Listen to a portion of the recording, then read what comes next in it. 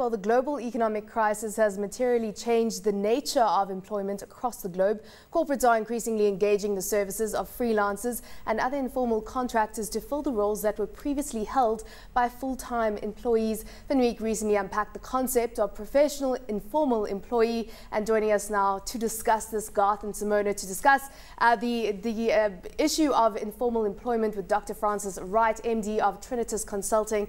Thank you so much for joining us. You were just talking off air and you were talking about the fact that, you've got many journalists, in fact, who are working as freelance journalists. Of course, that is a key theme.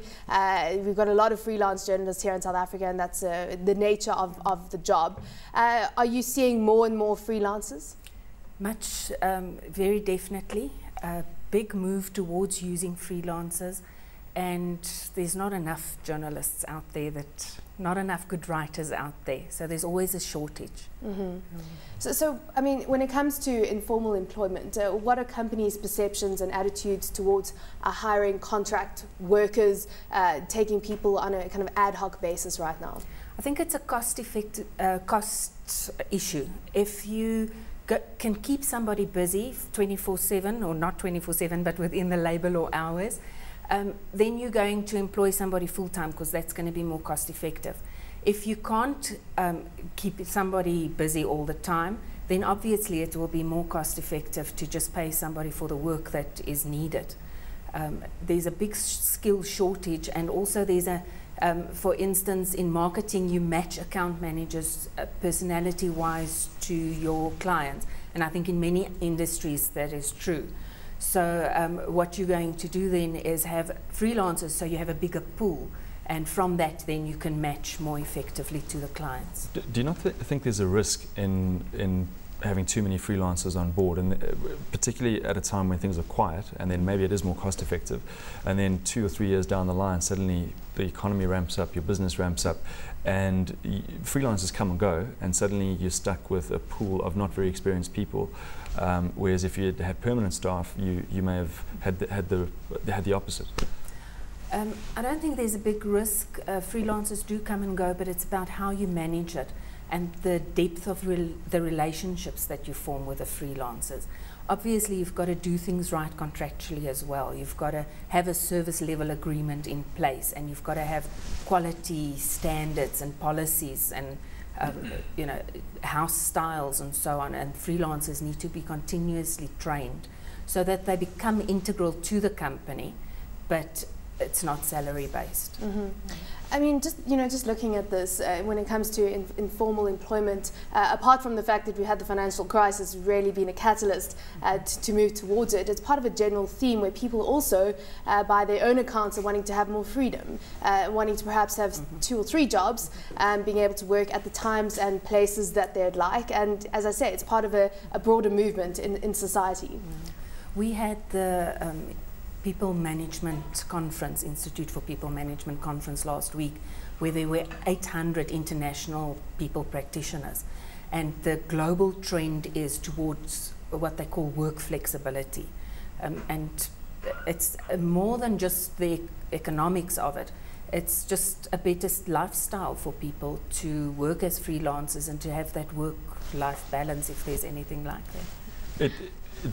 Another word of caution on that, though, is, and I agree with you, I think you are seeing a trend of, the unions have been going on for years about casualisation of labour, but it's moving up the value chain, if I can put it that way. But the one risk, if you do that, is your income tends to sort of rise and fall. So you might have 2 or 3 spectacular months, do very well, and then you could have a dry spell of 6 months. So you've got to have your sort of personal finance expertise nailed down quite well. And it's also, again, it's how you manage it. If you've got service level agreements and retainers in place, then it's a little bit more structured.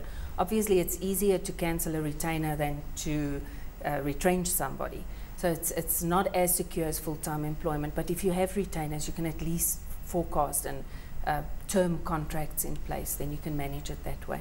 I suppose it's really a case of just being up to the employee, the informal employee, if we could call it that, because you really need to be active continuously in marketing yourself. You need to go out there and not just kind of rest in your laurels when times are good and hope that it will continue like that forever, continually saving for rainy days and then marketing yourself to have new avenues for employment, when times are tough.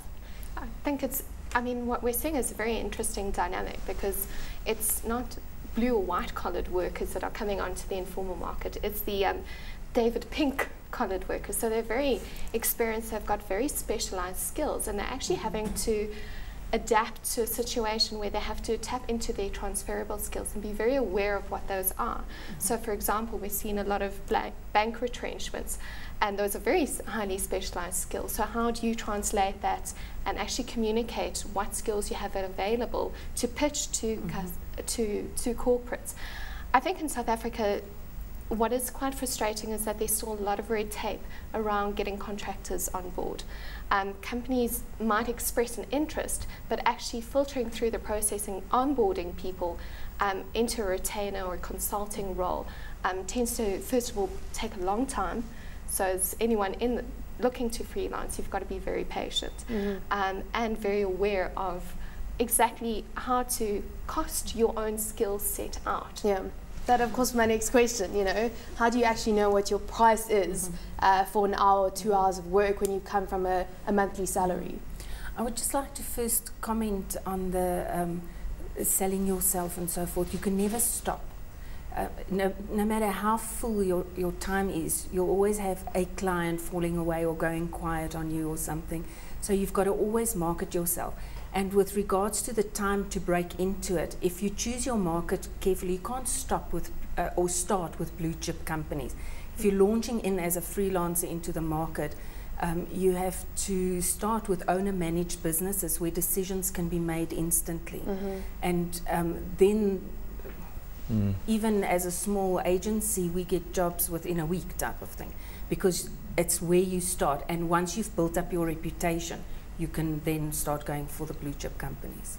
It's also a very good point that Simona made about how you might have a specialist skill, but perhaps that's not what is needed, or that skill might not carry you that far. And to go back to journalism, it's something we're definitely seeing in our field, where in the good old days you were a print journalist or you were a broadcast journalist, and that's what you did for the rest of your life. And you see more and more guys having to contribute across various platforms. One day they're on TV, the next minute they're writing. Yeah, exactly. Yeah. And, case in point, yeah. And it's a very important thing to keep your skills diverse, I think. So it's all about upskilling and continually, making sure that your skills are relevant for the needs in the market. Because I assume that if bankers are being retrenched, there's a lot of bankers, a big supply when it comes to that. So let's go back to the issue around how you actually evaluate how much people should pay for that 1 hour, 2 hours of work. What advice do you give? What is kind of the general standard? Well, there's various factors that you need to take into consideration. Your own qualifications. There's certain standards in the market that people will pay for somebody with a PhD versus somebody that just has matric. The experience that you have, and are there benchmarks though in South Africa? They are. And if you go onto the portals and see what the jobs that are advertised, it's an easy way of trying to judge where you fit into the market and and then mostly in journalism it will be a per word. That's the market way of working it out. In consulting it's normally per hour, and you've just got to find out at your level where you're at, years experience plus qualifications, what you can charge.